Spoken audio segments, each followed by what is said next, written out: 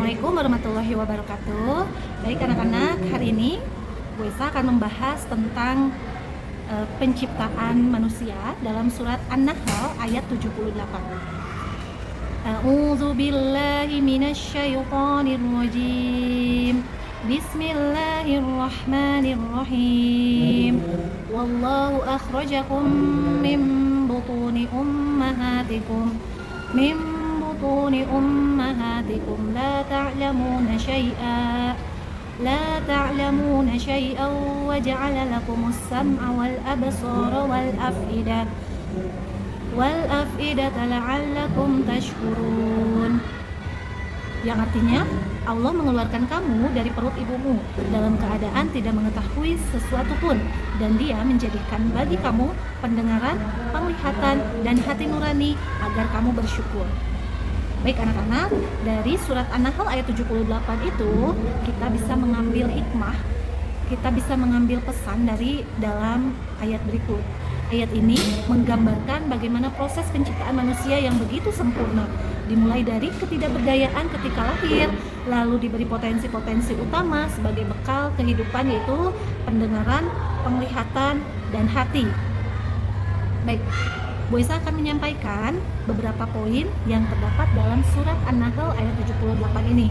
Yang pertama, arti dari Allah mengeluarkan kamu dari perut ibumu. Nah, maknanya bahwa kelahiran manusia adalah bagian dari proses ciptaan Allah yang penuh dengan hikmah. Tidak ada manusia yang bisa memilih untuk dilahirkan dengan bentuk tubuhnya, ingin seperti apa wajahnya, atau keadaan keluarganya. Semua itu adalah tanda kebesaran dari kekuasaan Allah. Yang kedua, dalam keadaan tidak mengetahui sesuatu pun. Nah, ini menunjukkan bahwa manusia pada dasarnya dilahirkan tanpa ilmu. Potensi akal dan pikiran memang sudah disiapkan, seperti berkembang melalui proses belajar dari lingkungan, dan ini menunjukkan bahwa ilmu tidak datang secara otomatis, tetapi butuh usaha. Bahkan dari seorang anak bayi pun kita bisa melihat bagaimana mereka bisa belajar. Ketika mereka bisa menggerakkan tangannya, bisa menggerakkan badannya, bisa telungkup, bisa merangkak, sampai akhirnya mereka bisa berjalan, itu semua mereka lakukan dalam proses belajar, untuk bisa menjadi seorang manusia sehingga bisa melakukan sesuatu. Dan itu adalah fitrahnya dari Allah untuk semua manusia yang ingin terus belajar supaya bisa melakukan sesuatu hal. Oke. Oleh karena itu, di arti berikutnya Dia memberi kamu pendengaran, penglihatan, dan hati atau akal pikiran. Nah, 3 alat ini sangat penting untuk kita sebagai manusia dalam meneliti apa sih potensi yang kita miliki. Nah, dengan pendengaran atau as-sumu digunakan untuk mendengarkan. Apa saja yang bisa kita dengarkan? Ya, pastinya ilmu, nasihat, dan petunjuk agama. Lalu yang kedua adalah penglihatan. Nah, dengan penglihatan kita bisa mengamati tanda-tanda kebesaran Allah. Kita bisa melihat ciptaan-ciptaan Allah yang bisa dijadikan sebagai sumber belajar bagi kita sebagai manusia. Lalu yang ketiga adalah hati. Dengan hati atau akal, kita bisa memahami dan merenungi kebenaran. Nah, bahwasannya anak-anak, yang membedakan manusia dengan makhluk lainnya itu adalah letaknya di hati. Manusia memiliki hati, manusia mempunyai akal dan pikiran, sehingga ketika melakukan perbuatan mereka bisa melakukannya dengan hati, bisa melakukannya dengan berpikir dulu apakah perilaku itu baik atau tidak. Nah, lalu Allah menjelaskan dalam surat An-Nahl ayat 78 ini, di akhir ayatnya, tujuannya untuk apa sih? Nah, tujuannya di sini adalah agar kamu bersyukur. Tahukah, dengan Allah memberikan 3 modal itu, ya kita diharapkan bisa menjadi orang-orang yang pandai bersyukur. Tujuan akhirnya dari penciptaan sempurna ini adalah agar manusia bersyukur hanya kepada Allah. Bersyukur bahkan dengan ucapannya, lisannya, dengan perbuatannya, dan juga dengan ketaatannya kepada Allah. Ayat ini juga bisa dikaitkan dengan salah satu hadis sahih bahwa Rasulullah pernah bersabda, sesungguhnya Allah telah menetapkan kebaikan atas segala sesuatu. Jika kalian membunuh dalam hukum, maka bunuhlah dengan cara yang baik. Jika kalian menyembelih, maka sembelihlah dengan cara yang baik pula. Hadis ini menunjukkan bahwa Allah menciptakan segala sesuatunya sempurna. Tidak ada yang sia-sia. Allah menciptakan manusia ini makhluk yang paling mulia, yang diberi potensi untuk memahami, menimbang, dan bertindak secara bijak. Maka, kesempurnaan manusia tidak hanya sebagai fisik saja, tapi juga kemampuan untuk berpikir, memahami, dan bertindak serta nilai-nilai kebaikan di dalamnya. Baik, sekian penjelasan dari salah satu ayat terkait kesempurnaan penciptaan. Nah, di sini kita akan sedikit membahas tentang ketetapan manusia sebagai khalifah. Nah, di dalam Quran Surat Al-Baqarah ayat 30 sampai 32. Nah, di dalam Quran Surat Al-Baqarah ayat 30 sampai 32 ini merupakan bagian penting yang membahas tentang penciptaan manusia dan penunjukannya sebagai khalifah. Nah, ayat-ayat ini menjadi dasar teologis dan filosofis tentang peran, tanggung jawab, serta keistimewaan manusia di dalam Islam. Kita akan membahas satu persatu ayatnya. Nah, di dalam ayat 30 Quran Surat Al-Baqarah, bahwasanya Allah berfirman kepada para malaikat bahwa dia hendak menjadikan manusia sebagai khalifah di bumi. Nah, para malaikat bertanya, mengapa Allah hendak menjadikan makhluk yang akan membuat kerusakan dan menumpahkan darah sebagai khalifah? Sedangkan mereka, yaitu malaikat, selalu bertasbih dan mensucikan Allah. Nah, Allah menjawab bahwa dia mengetahui apa yang tidak diketahui malaikat. Nah, maknanya dalam tafsir Al-Munir, manusia ini dipilih sebagai khalifah bukan tanpa alasan, melainkan berdasarkan ilmu dan hikmah Allah yang melampaui pengetahuan malaikat. Nah, pertanyaan malaikat tadi bukan bentuk penolakan, melainkan bentuk rasa ingin tahu dan keinginan memahami hikmah di balik keputusan Allah, mengingat potensi manusia itu berbuat kerusakan. Dari tadi, apa sih khalifah itu? Nah, khalifah itu berarti wakil Allah yang diberi tugas mengelola bumi dengan penuh tanggung jawab dan keadilan.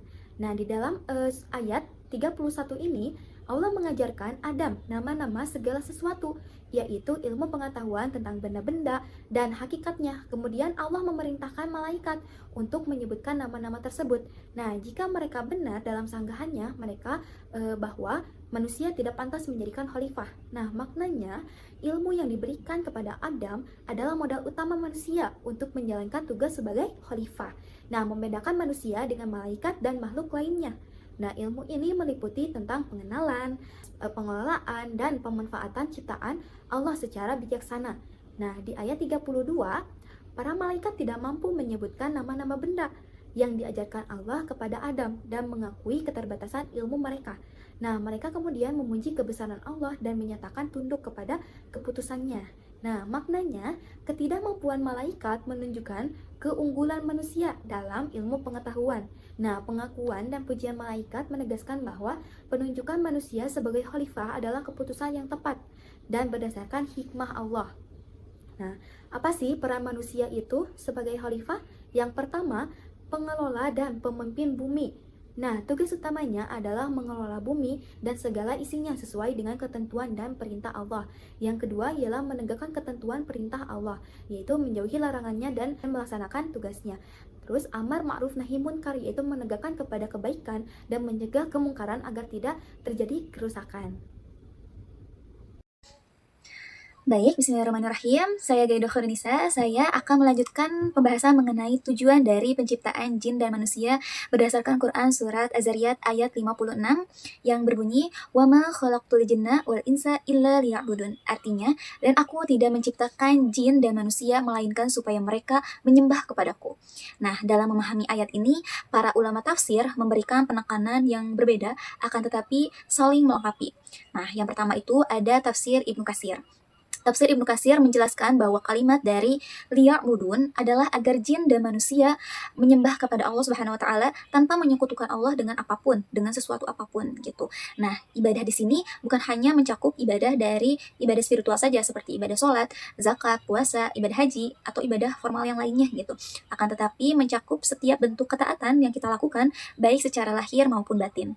Nah, ibadah adalah bentuk penghambaan kita yang mencakup akidah yang lurus, amal yang benar, serta akhlak yang mulia.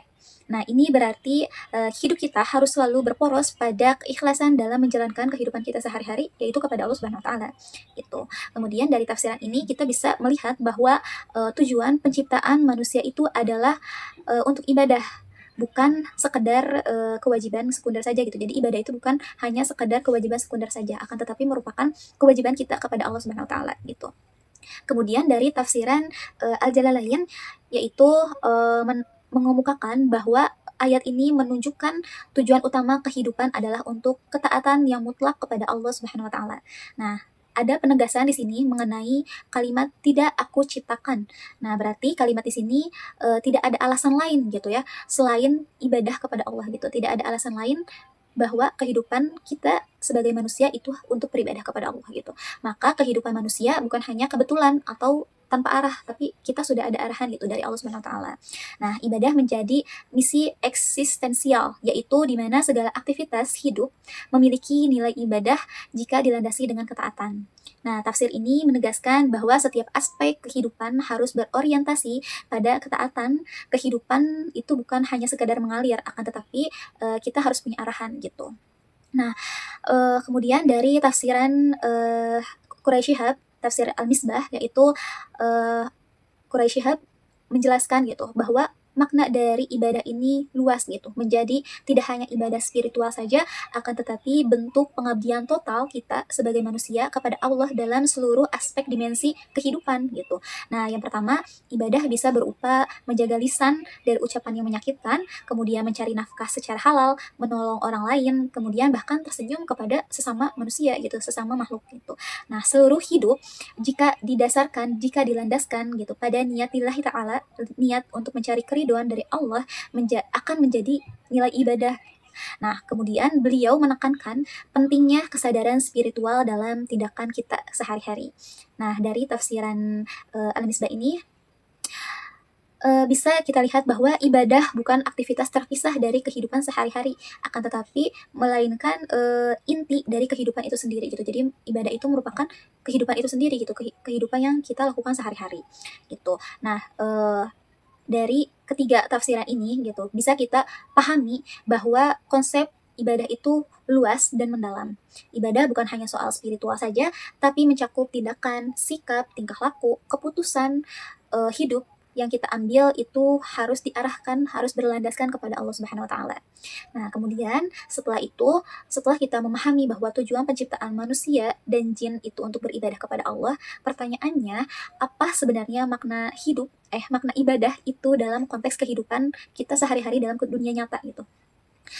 Kita jelaskan di sini, yaitu yang pertama ada ibadah, tidak hanya ibadah ritual saja gitu. Tidak hanya ibadah yang ritualnya saja. Dalam Islam, ibadah bukan terbatas pada aktivitas ritual, akan tetapi ibadah ritual itu memang fondasi dan kewajiban utama dalam Islam. Namun hanya sebagian dari cakupan ibadah secara keseluruhannya saja. Kemudian yang kedua adalah ibadah merangkul segala aktivitas. Maksudnya di sini setiap aktivitas hidup bisa menjadi ibadah jika dilakukan dengan niat yang benar dan lurus gitu, sesuai dengan ajaran dari Allah Subhanahu wa taala. Nah, seperti contohnya itu adalah makan dan minum. Jika kita niatkan untuk menjaga kesehatan kita gitu, karena kita sudah diberikan tubuh gitu oleh Allah, itu kita jaga agar kita sehat melalui makan dan minum, itu juga bisa menjadi nilai ibadah. Kemudian belajar, bekerja, bahkan tidur pun jika kita niatkan gitu ya, tujuannya untuk mencari keridhaan Allah, itu akan bernilai ibadah. Nah, seperti sabda Rasulullah, Nabi Muhammad SAW bersabda, sesungguhnya amal itu tergantung kepada niatnya. Hadis riwayat Bukhari Muslim. Kemudian yang ketiga, dua dimensi ibadah ritual dan sosial. Maksudnya di sini adalah yang pertama itu aspek ritualnya atau hablum minallah, urusan kita dengan manusia, dengan Tuhannya, dengan Allah gitu. Seperti sholat, zakat, membaca Al-Quran, zikir, kemudian ibadah-ibadah lainnya gitu. Nah, itu tujuannya untuk memperkuat hubungan kita dengan Allah gitu. Kemudian yang keduanya ada aspek sosial atau hablum minallah. Di sini bisa kita jelaskan gitu, seperti menjaga lisan, jujur, amanah, menolong orang lain, dan berbuat adil.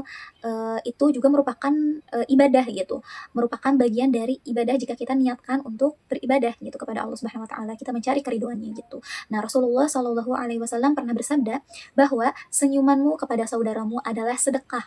Nah, hadis ini menegaskan betapa perilaku sosial kita kepada orang lain, kepada makhluk Allah itu mempunyai nilai ibadah gitu. Nah, yang keempat adalah prinsip kunci atau niat dan kepatuhan. Nah, ada dua syarat di mana segala aspek kehidupan kita atau aktivitas yang biasa kita lakukan bisa bernilai ibadah. Yang pertama yaitu niat karena Allah atau kita harus ikhlas. Yang kedua adalah dilakukan dengan syariat Islam atau dengan tuntunan yang benar yang sudah diajarkan oleh Allah dan Rasulnya. Nah, contohnya seperti bekerja dengan jujur itu merupakan ibadah, menuntut ilmu dengan tekun itu juga merupakan ibadah, mengurus keluarga dengan penuh tanggung jawab itu juga merupakan ibadah gitu. Nah, dari sini gitu kita bisa menyimpulkan bahwa sesungguhnya dalam Islam hidup itu sendiri adalah ibadah gitu. Apa yang kita lakukan itu merupakan ibadah gitu. Bukan hanya kita saat di masjid saja, tapi kehidupan sehari-hari yang biasa kita lakukan itu merupakan nilai ibadah gitu. Nah, kemudian setelah tadi maknanya ada implikasi Quran Surat Az-Zariyat ayat 56 dalam kehidupan kita. Nah, ada 3 implikasi penting yang harus kita bahas di sini dari ayat ini adalah yang pertama, kesadaran spiritual dalam setiap aspek kehidupan. Di mana manusia bukan hidup sekedar mengisi waktu saja, akan tetapi manusia memiliki visi dan misi yang sudah Allah tentukan gitu. Kemudian setiap langkah, pekerjaan, keputusan, dan interaksi dapat menjadi nilai ibadah atau pengabdian kita kepada Allah yang disandarkan atau disadari sebagian dari bentuk ibadah kita kepada Allah Subhanahu wa taala gitu. Contohnya saat seorang guru mengajarkan muridnya atau mengajarkan generasinya gitu untuk mencerdaskan generasi Allah itu juga merupakan ibadah gitu. Saat pedagang berjualan dengan jujur untuk mencari nafkah yang halal itu juga merupakan ibadah. Nah, yang kedua adalah keseimbangan dunia dan akhirat. Islam tidak mengajarkan gitu, agama Islam tidak mengajarkan kita untuk berat sebelah antara dunia dan akhirat, akan tetapi Islam mengajarkan kita untuk menyeimbangkan antara dunia juga akhirat gitu. Di mana dunia ini sebagai ladang kita untuk mencari amal sebanyak-banyaknya dan juga akhirat menjadi tujuan akhir dari kehidupan kita gitu. Kita diperintahkan bekerja, belajar, dan berusaha tapi tetap dalam koridor syariat yang sudah Allah tentukan gitu. Jadi tidak berat sebelah gitu antara dunia dan akhirat. Kita tidak hanya fokus mengejar dunia saja, tapi kita juga fokus mengejar akhiratnya, begitupun sebaliknya gitu. Islam mengajarkan kita untuk adil terhadap dunia juga dan akhirat gitu, karena memang sangat berkesinambungan gitu kehidupan kita di dunia ini gitu dengan nanti kehidupan kita di akhirat gitu. Nah, jadi bisa kita pahami bahwa aktif dalam bersosialisasi dalam kehidupan sehari-hari gitu, kita harus melakukan dengan sebaik-baiknya gitu, karena itu merupakan ibadah gitu. Kemudian yang ketiga adalah tanggung jawab sosial sebagai bentuk ibadah. Nah, ibadah di sini bukan hanya sekedar ibadah spiritualnya saja, akan tetapi sosialnya juga gitu, seperti kita menolong orang lain, berkata jujur, berbuat adil, menjadi warga negara yang baik gitu, menjadi orang yang baik gitu, itu juga merupakan ibadah gitu ya. Semuanya menjadi bentuk pengabdian diri kita kepada Allah Subhanahu wa taala gitu. Nah, dari pembahasan ini kita bisa simpulkan secara keseluruhan gitu ya. Yang pertama itu adalah tujuan penciptaan dari manusia itu adalah untuk beribadah kepada Allah gitu, bukan hanya sekadar menjalani kehidupan sehari-hari saja gitu, bukan tanpa arah, bukan tanpa tujuan gitu. Tetapi kita mempunyai arah, mempunyai tujuan, yaitu akhirat kelak gitu ya. Jadi di dunia ini kita beribadah dengan kehidupan kita sehari-hari gitu. Kemudian ibadah dalam Islam mempunyai makna yang sangat luas, yang sangat mendalam gitu, yang sangat menyeluruh, bukan hanya sekedar ibadah ritualnya saja, tapi seluruh aktivitas kita yang kita lakukan itu merupakan ibadah. Nah, hidup juga dipahami bahwa akan lebih bermakna, terarah, dan produktif jika kita berlandaskan atau jika kita berpegang teguh kepada ajaran-ajaran yang sudah Allah tentukan gitu. Kemudian Islam juga mendorong umatnya untuk menjadi agen kebaikan, bukan hanya bagi diri kita sendiri, akan tetapi menjadi agen kebaikan gitu ya, untuk masyarakat, untuk seluruh umat atau untuk seluruh makhluk hidup yang ada di alam semesta ini gitu. Baik, sekian dari saya. Terima kasih atas perhatiannya. Saya kembalikan lagi kepada moderator.